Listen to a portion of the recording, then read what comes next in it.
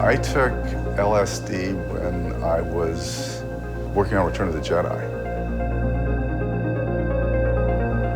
And it was fine. It was like very calming. And so I decided to go back to work when I walked into like the blue screen stage, and it was just like, I took like way too much. I'm Phil Tippett. I live in Berkeley, California. And I started off as a stop motion animator, and I got bumped upstairs to be a visual effects supervisor and director, and I got my start on the original Star Wars doing the masks for the cantina scene, which we played. And that just led to the relationship with George that went on for creating the Tauntauns and Imperial Snowwalkers. And then I designed Jabba the Hutt and the Rancor Pit Monster, then went on to work on Starship Troopers, RoboCop, and Jurassic Park.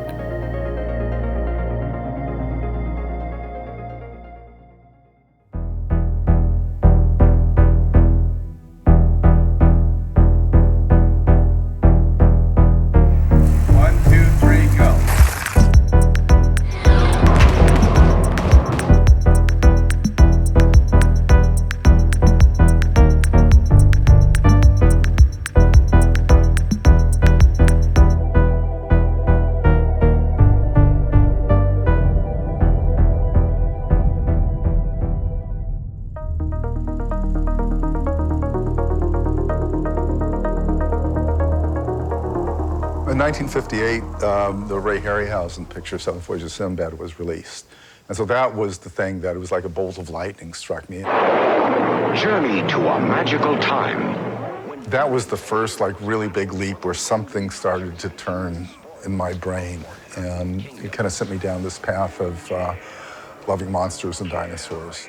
But I had no idea what the process was that achieved that kind of look. It wasn't real, but it was magical. And I mowed a bunch of lawns and saved up a bunch of money and got an 8mm camera that I could shoot single frames with, and set up in my bedroom and would push clay around. G.I. Joes came out at that time, so they were like these articulated things that you could put up. Yeah, I would show my 8mm things to my folks and friends and relatives, and they were amused. They were really crappy. There was no information about this stuff anywhere. And, all the adults up until that point in my life just thought what I was doing was obsessive and a waste of time, because you're not going to be Ray Harryhausen. So my parents worried about me and went and talked to psychologists about, their kid that was focused on this stuff.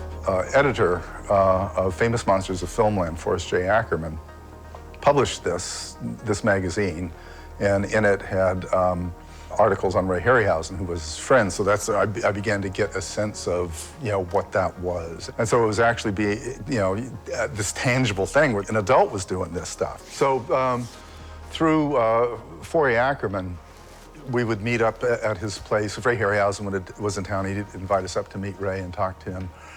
And so we would congregate there, and that's where I met a bunch of people like Dennis Muren and Tom Santamon and John Berg.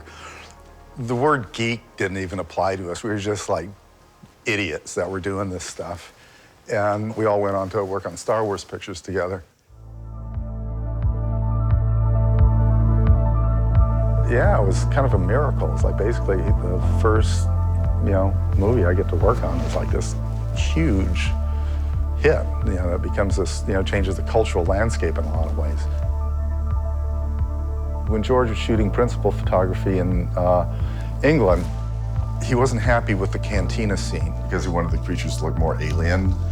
And so he convinced Fox to let him shoot a number of inserts and put together this group of unemployed stop motion animators. And there were like 4 of us. And so in 6 weeks, we bashed together a whole bunch of masks and shot for 2 days and peppered in a bunch of the denizens in the band. And so while he was coming by, he'd come by every week to check out what we were doing. And I had some stop motion puppets sitting over there. And he goes, oh, you do this kind of stuff. And he was previously thinking about doing the chess set as like a hologram with people in masks. And so this like gave him the idea. It's like, wow, what if we did it with stop motion animation?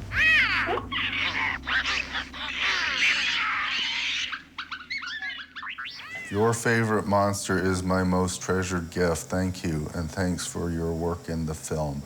Yeah, so when we were done with Star Wars, with the chess set, John Berg and I made like a little chess set plaque and gave it to George, and he stayed in his office for a long time. We went to the cast and crew screening, and it just blew everybody's mind. Just from that, you just knew, this is gonna be cool. This is what we always wanted to do.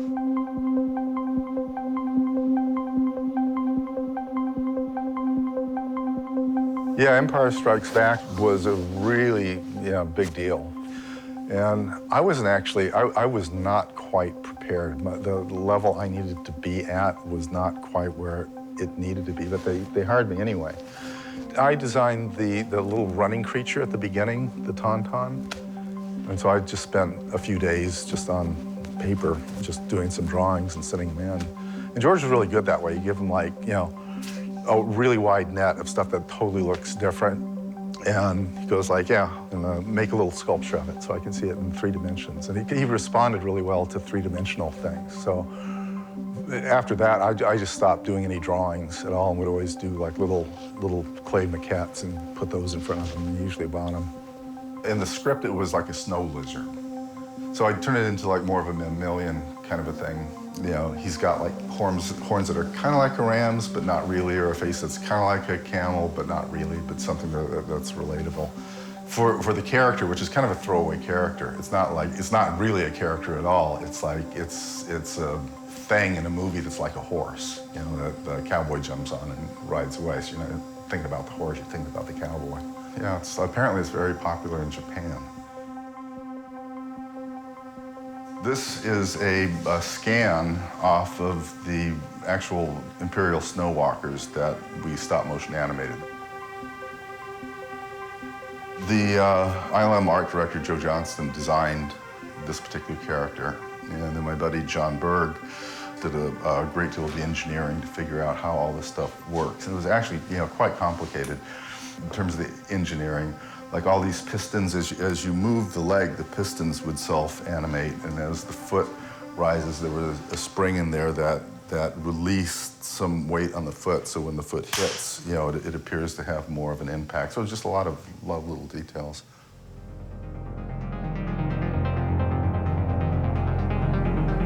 I took LSD when I was working on Return of the Jedi. I could communicate with my cat, Brian. And Brian took me on a journey. I crawled into this cupboard with Brian the cat, and we went to the center of the Earth for like 3 billion years. And it was just in this world of molecules. And it was fine. It was like very calming. And so I decided to go back to work, and I was at ILM and I walked into like the blue screen stage, and it's like this huge, everything just super illuminated, bright blue. And it was just like, I took like way too much. This is like a toy version of the Rancor pit monster, but it's kind of the right size. And so my, kind of vision of Rancor was that he was a cross between a bear and a potato. So. Initially, George wanted to make the best Godzilla suit ever, a man in a suit to wear. But the design I made was not for a man in a suit. And so no matter how we tried to, fit the square pegs in the round hole, it just didn't work. We shot a bunch of stuff and it just didn't look good. And so George said, do whatever you want to do. And we rigged the Rancor puppet so that I could put my hand up his ass and operate his head and mouth. And he had like pistol grips that were attached to cables that would allow the hands to move. And then another guy was underneath the table doing the feet. When I was designing Jabba, George rejected a number of the initial designs that I'd made, and so we were kind of at an impasse. And so I asked George if there was an actor that was going to play Jabba the Hutt, who would it be? And he thought a minute, and he said Sidney Greenstreet. And so I saw a picture in my mind, and I made this little maquette, was interpreted by Stuart Freeborn and his crew.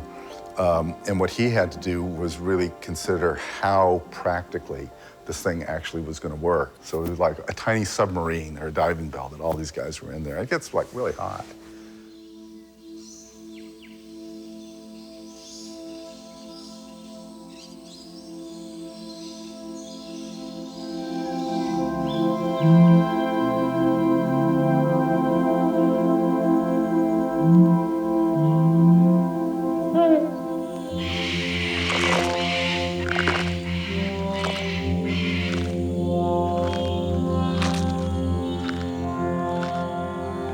So after Return of the Jedi, I just wanted to take some time off and make a short film with dinosaurs. So I thought, you know, if I can make this short film, I can sell it to like educational schools and stuff like that.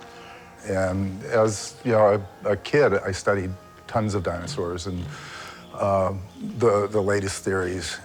And so it was also kind of a cathartic thing that I just needed to do to like kind of get dinosaurs out of my system, and went to sell it. And every place I took it to went, it's too scary.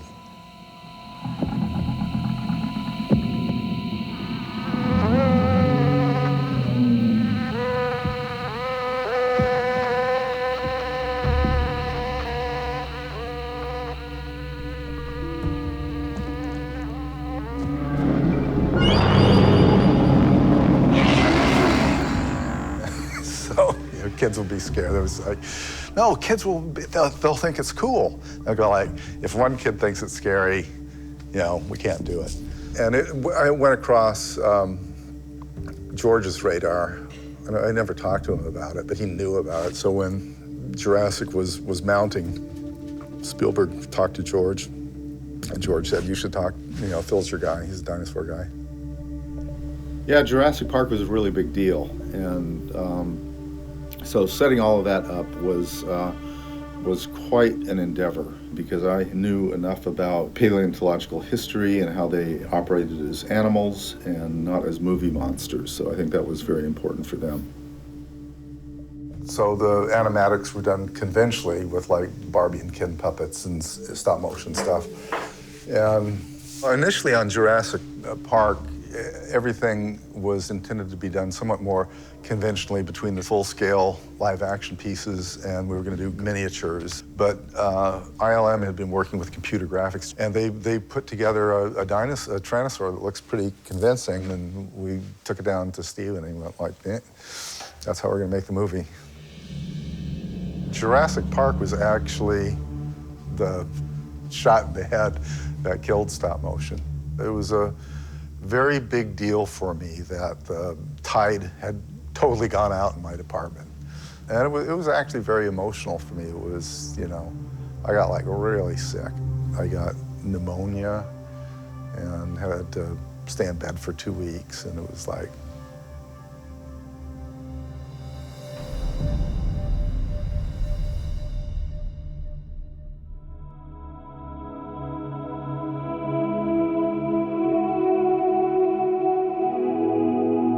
I thought I was out of a job. And that was just kind of like, you know, the tipping point, you know, where it looked like everything that I knew, had no value. And, you know, so how do you process that?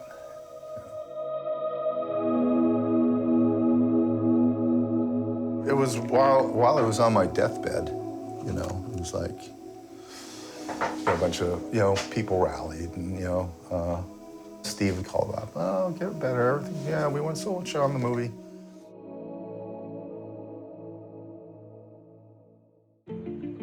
I was just emotional about it and not thinking. But Steve knew I knew stuff. And the computer graphics guys didn't. They weren't filmmakers. You know, they knew how to make stuff work in the computer, but they didn't see like the big picture of like all the things you have to do from pre-production, production, and post. These visual effects movies that have these strange creatures that have to be in the scene, you shoot a photographic background plate, you gotta nail down like all the eye lines and the actions of the actors so that everything's gonna work when you get it back. And just, they had never been exposed to that kind of stuff. When Crichton was writing, it was on the page, it didn't matter. But he had the Tyrannosaurus pick up a car with the kids in it and do like a, Beast from 20,000 Fathoms thing. It was like, the scale's different, it's exciting to read on the page, but he could not do that. So we have to be respectful of the physics of what that particular character could do. So it's those kind of details, you have to start there. That's like the foundation that you build on. And a lot of the computer graphics guys didn't have that knowledge. So they came up with this idea for this input device. And essentially what it was a stop motion armature that is outfitted with little encoders at every joint, and then there's an umbilicus that runs from that skeleton into the computer, and it's like a motion capture kind of a thing. Turn the head of the Tyrannosaur, the wireframe inside the computer will move. And so this input device allowed stop motion animators to come in and physically animate these things one frame at a time. For a lot of this stuff, when the technology changes, you're making an adjustment. You just have to reinvent your processes. You just have to go like, everything I know has some value. Now, how do I apply this technology to what I know? Yeah, getting an Academy Award on Jurassic validated all of the pain, that went into it, and the pain was, self-created. When you don't understand the tools you're using, but you're still trying to see this thing.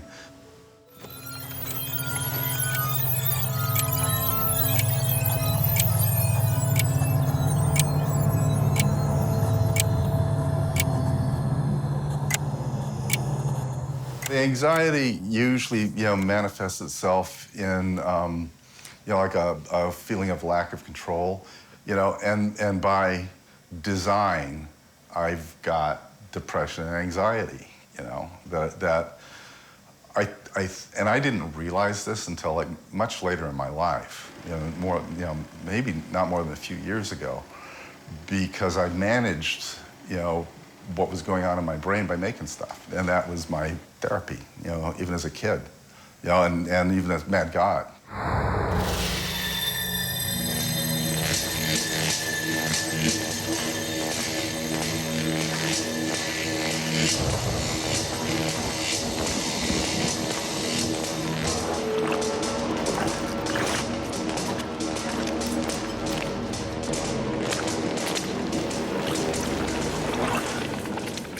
Well, I never looked at myself as misanthropic, but other people have told me that I am.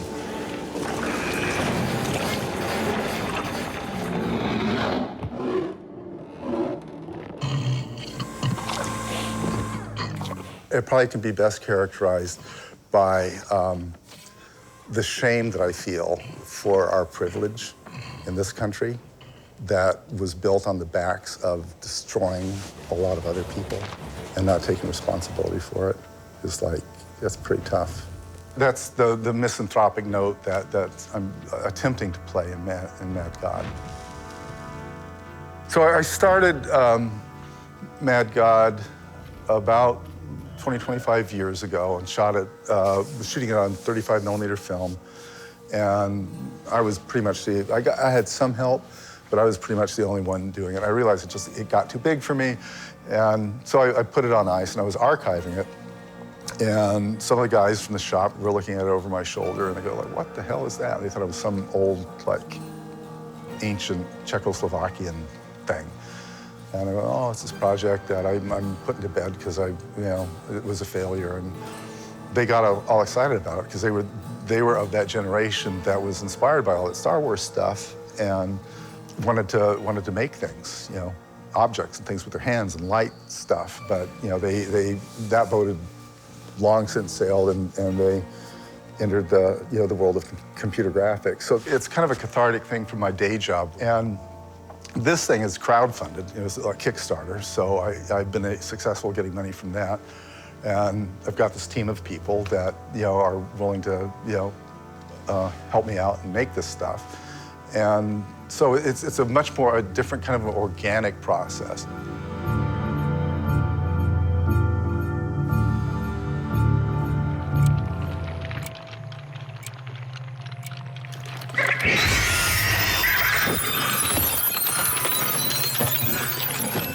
It doesn't have an aboutness, because it doesn't have any kind of really logical narrative. It's more kind of like tone poem-y feeling. And it's a little bit like a novelist or a writer. So a writer writes this thing. And unlike a movie where everything is being laid out for you, the reader completes the picture, So everybody is seeing a different thing in their minds.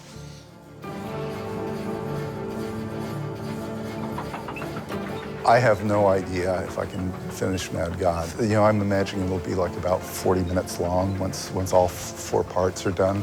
And maybe I'll get sick of it and won't want to do it anymore. Maybe it'll turn into this thing where, if people want to come in and work on it, I'll keep coming up with stuff.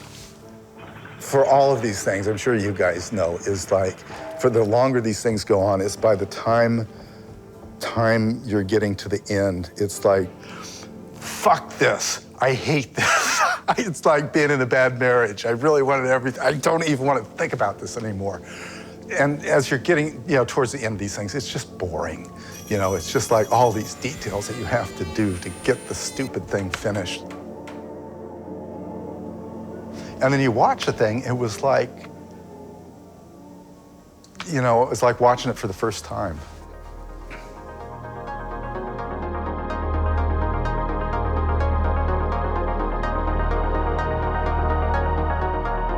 Passion has little to do with euphoria and everything to do with patience. It's not about feeling good, it's about endurance. Like patience, passion comes from the Latin root patai. It does not mean to flow with exuberance, it means to suffer. And that's the creative process.